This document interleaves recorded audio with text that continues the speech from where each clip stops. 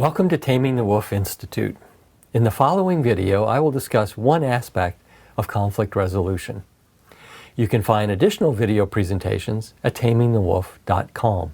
Each presentation focuses on a skill that you can use to resolve conflict. You may want to watch the presentations in order, or you may want to skip ahead to the video that addresses your most pressing needs. If you have any questions, contact us at tamingthewolf.com.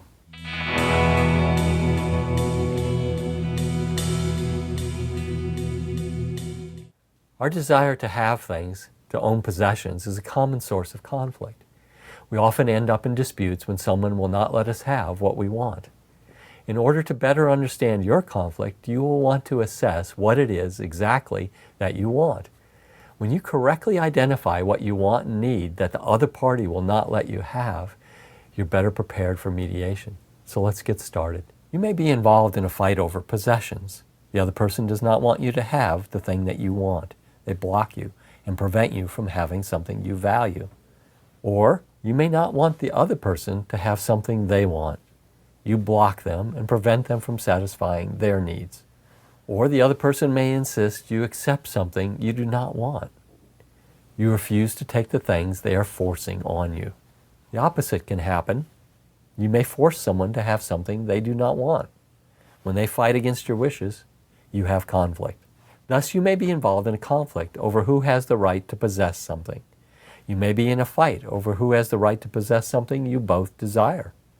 Or you may be fighting over the right to refuse something you both abhor. These conflicts concern what we call property rights. There may be a clash over who has the right to have their needs met and who deserves to go without. The list of possessions over which you can fight is without limit. Thus, it is important to identify precisely what it is that you desire that produces conflict. Consider the following prompts. What is at stake? What do you stand to lose or gain? Does this conflict concern something you wish to own or possess? Does this conflict concern something you have been forced to accept? Have you been denied possession of something you desire? What does the other party stand to lose or gain? Another factor of which you should be aware is scarcity. Scarcity often acts as a conflict trigger. Scarcity makes it necessary to decide who has their needs met and who goes without. Does scarcity play a role in your conflict? What is it that is scarce? Will you need to negotiate how you will remedy the scarcity? If so, first determine if the scarcity is real or imagined. Does an actual scarcity exist? Or has a scarcity been manufactured? Do not take scarcity at face value. Discover its actual nature. Scarcity heightens the role played by legal rights and obligations, and moral rights and obligations. You may find greed and hoarding exist alongside poverty. You might ask, is greed a factor in this conflict? You may find a conflict of values regarding the fair distribution of goods. Assess the cultural and political values that determine what is fair and just when it comes to owning personal property. Respond to these prompts. Do you have a disagreement over the values that concern possessions? Is this a conflict regarding laws that determine the right to own property? Many clashes that fall under the heading of social justice are conflicts regarding fair exchange. In these types of conflicts, you will need to analyze the fairness of systems of exchange, systems of buying, selling, and trading valuable goods. Also consider whether or not there is a perception or suspicion that unfair manipulation is affecting the availability of goods. This can create a conflict flashpoint. Those who do not have may assume that those who do have use coercion, manipulation, or dominance to acquire possessions. Assess whether these factors play a role in your conflict. Another factor to assess is the role of expectations. Unmet expectations generate conflict.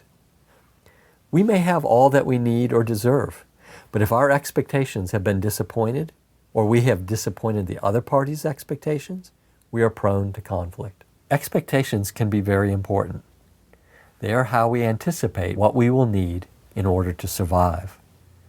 When we fail to realize our expectations, our responses can be extreme. Our expectations can very easily evolve into convictions regarding what we deserve. We often make an assumption, this is what I deserve. And that assumption grows into an unshakable conviction. When that expectation is disappointed, we are ready to fight.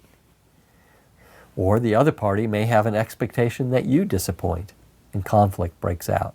Unstated expectations, those expectations we keep to ourselves, cause trouble. Because these expectations are not stated, the cause of the conflict may remain a mystery. The unvoiced expectations become hidden assumptions buried in our minds. They are not out on the table. They work in the background, causing dissatisfaction the other party cannot identify. They don't know why we're dissatisfied because they aren't aware of that expectation that's been disappointed. So, if you want to resolve conflict, dig up the expectations that you did not voice and explore the expectations the other party did not express. Assessing what it is that keeps us from having what we want is important. It is also vital to assess how disputes over possessions make us feel. So later in this series, we will explore how St. Francis felt about possessions, and we will discuss how our desire for possessions might interfere with our relationships.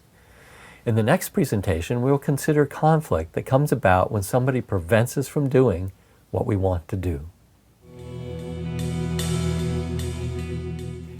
If you're trying to resolve a conflict, it may help if the other party watches the same video you watched.